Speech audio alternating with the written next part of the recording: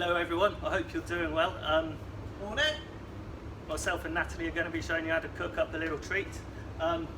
Since L plates. Since we've been living in this lockdown period, we've been lucky enough to have some beautiful weather. So if you're lucky enough to have a garden, I'm sure you've been enjoying the sun. As you can see, Natalie's been on her sun lounger, getting a bit of a tan, pretending she's in Spain. It's the white shirt. It's the white shirt. Bringing it out. So we've decided to make you a dish called Salmorejo. It's from Andalusia in Spain. It's a chilled tomato soup. It's in that way it's similar to gazpacho, but it's much nicer than gazpacho in my opinion. Natalie's going to show you the ingredients now. So it's made with tomatoes. We've got 6 plum tomatoes here, nice and ripe. We've got bread, so we've got a few slices of white bread here. Everybody's been baking mad at home recently, so I'm sure a lot of you have been making fresh bread at home. So if you've got a piece of bread that's a day or two old, this is perfect for that to use up. A couple of cloves of garlic. We have some extra virgin olive oil. A splash of sherry vinegar. That's this one, isn't it? Yeah. And that's all the components for the soup itself. And then the traditional way to garnish this soup is with a bit of diced ham on. So we've got a bit of prosciutto ham here. In Spain they would use a Iberico ham, but we weren't lucky enough to have any of that, so we've got the Italian goods. We've got a bit of diced white of boiled egg, diced up. And we'll drizzle with a little bit of olive oil. As you can see, we've got our social distancing 2 meters apart, so Natalie's going to be doing all of the producing. I'm going to talk her through it and see how it goes. Dice up the tomatoes.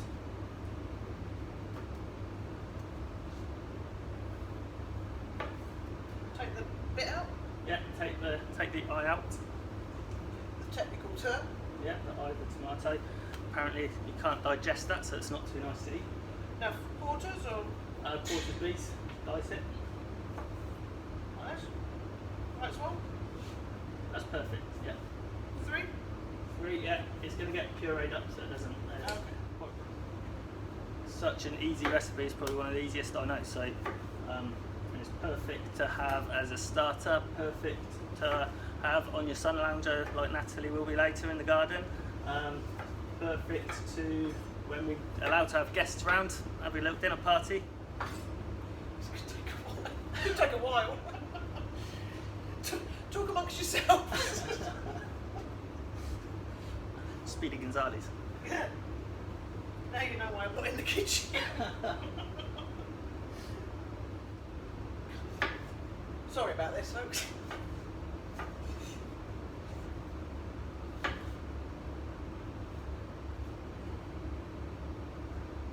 This is a guy that says when you get bored you can cook. You got bored? You're having a whale of a time. I wasn't bored. I was so bored I made my own plates. Right, so I've got a bowl there, you can throw that into there. Because there's quite a few here, it's probably going to be need to blend it in a few batches. So we're a good idea to get a bowl, we can mix everything in there first. Natalie's going to take the crusts off the bread.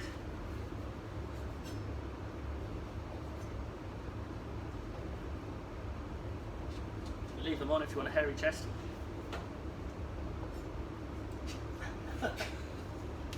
Definitely take them off then. Right, that's it. Now just Cubes? roughly, yeah, cubes will do.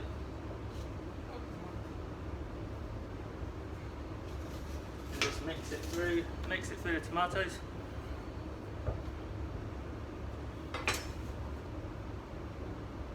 Squash bread. Oh, Squash bread. social 3 distancing. meters, please. What do you want to do with that? Don't tell me to eat it. Eat one, crush, Eat one, crush the other.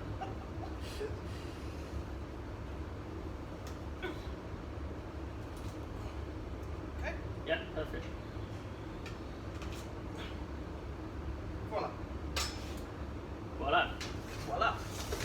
So, as the bread garlic and tomatoes. Now, Natalie, we need 400 mils of extra virgin olive oil. Should have brought my glasses. I can't see. I think I've only got 3 actually.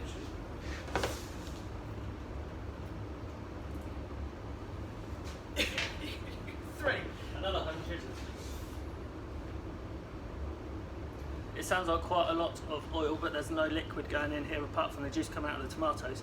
So right, there we go. This is going to help give it a lot of body and the nice fruity flavour of those olives. 400. Perfect. So now, Tip it all in there, or? no, not yet. So now Natalie needs to put this into the liquidizer in batches. How much? Perfect. So halfway fill the jug is probably the best way to look at it. Don't forget the lid. Don't forget the lid and don't forget the olive oil, Natalie. Ah! Good point. So if How much? if you've added half of the mix, then half of the oil. If not, then judge the ratio.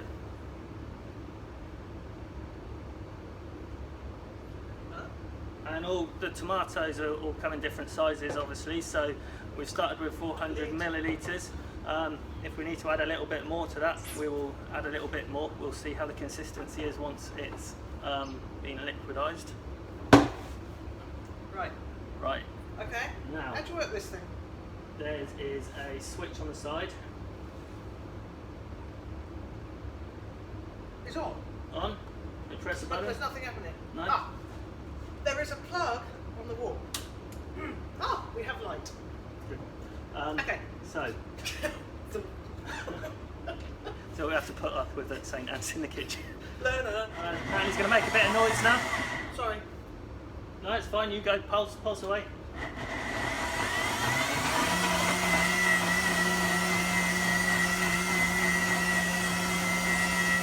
Very well. Stop. And then I forgot to say, let's add a little bit of salt and pepper just before we pulse. So Natalie, if you can add a touch of salt and pepper. I knew that. A pinch. A pinch. Yeah. A chef's pinch, which is a huge, great pinch, or my pinch. Start with your pinch. You can always add more, but you can never take out. I like pepper. A Natalie pinch of pepper.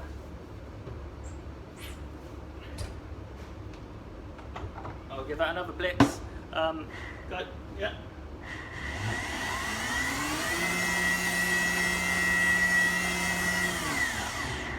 Okay. Now Natalie is going to put this through a sieve to strain it. We need to get out all of that skin and seeds. When's the sherry going? Sherry, we're going to add the sherry once it's been passed through the sieve. We're going to put a touch of sherry.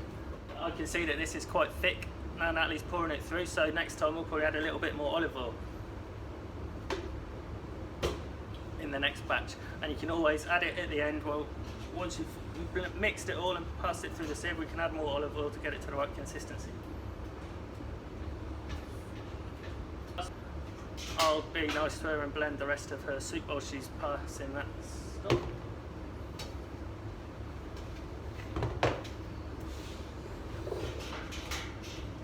Are you doing that because I'm so slow?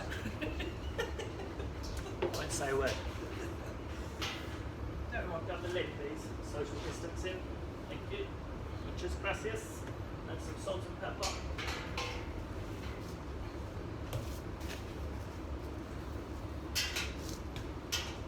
And a touch of olive oil. Just going to add a bit more. Social distancing. That was quite thick when it came out just then, so it always depends on the size of the tomatoes. A good way to judge is when it's in the jug. We want it to, can you see that, just almost cover. the sieve is done. Sieve is done, lovely. The next batch is on its way.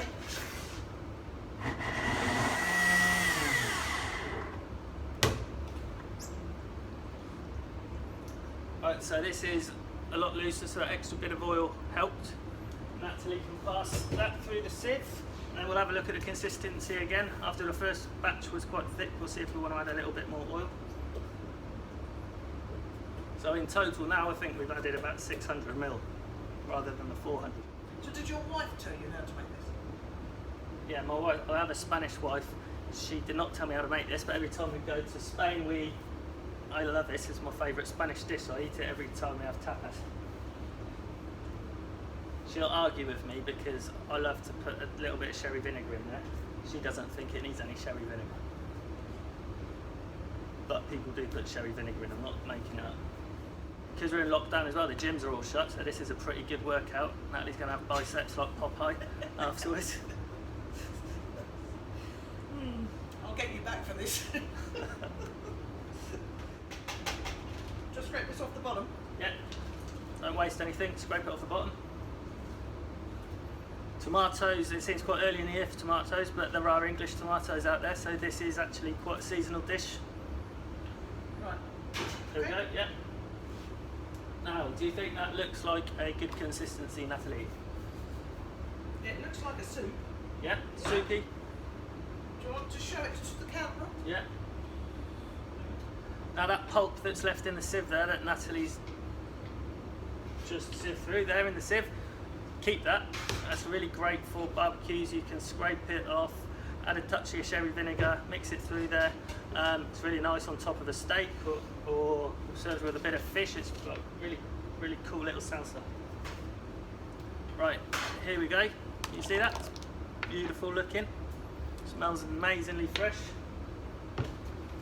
Natalie's L plates have done her well, done her proud. Right. Okay. So now we need a ladle just over there, Natalie.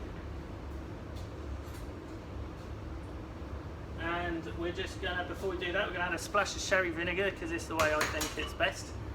Sherry vinegar, Do you want to sort that in or shall if you use one of those too much? spoons, maybe put two dessert spoons. Oh, No, how many was that? two.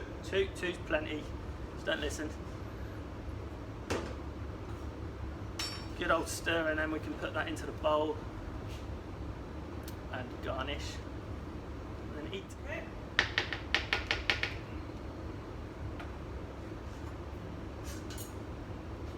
And yeah. Now serve up. Another one. Yeah, another one. How many? However much you think is a nice portion. How about that? There we go, perfect. Now we're just going to finish that with a bit of the egg and a bit of ham. Does it matter which goes on first? No. And then a tiny drizzle of olive oil, just a little circle over the top. Perfect, Another one. perfect, that's perfect, yeah. The L plates coming adrift. And you passed, qualified. L plates are coming off. And A little drizzle of olive oil. So looking at the time of this video, this has taken Natalie 18 minutes, so it's really quick. So a lot of you can cut tomatoes quicker than Natalie, so it'll be a bit quicker. oi, steady on. If you want to make this, it's great to make the day before. It's easy if you're going to do a little date night with a 3-course dinner. This will be a perfect starter for you and your partners. Here we go, can we see that? Beautiful Salmorejo a la Natalie Smyth. Beautiful. Oh, that didn't work. Ta-da! Well done. Adios. Hasta luego.